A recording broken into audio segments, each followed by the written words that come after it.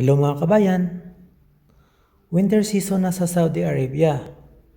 Buhay na naman ng mga iba't ibang palamuti at dekorasyon pagdating ng gabi. Dito sa Riyadh, isa ito sa mga lugar na magandang puntahan. Noor Riyadh ang tawag nila dito. Ibig sabihin, Festival of Lights.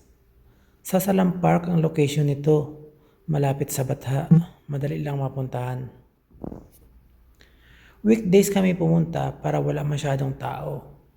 Pag weekend kasi, halos di ka na makapagpa-picture sa dami ng tao. At bawal makuhanan ng picture ang mga babaeng Saudiya. Ang Festival of Lights ay hanggang December 16 lang. Kaya mga kabayan ko sa Riyadh, puntahan nyo na. Magdala na din kayo ng carpet at mag-picnic. Sobrang nakaka-relax dahil malamig at napakaganda ng lugar. Hanggang sa muli, salamat!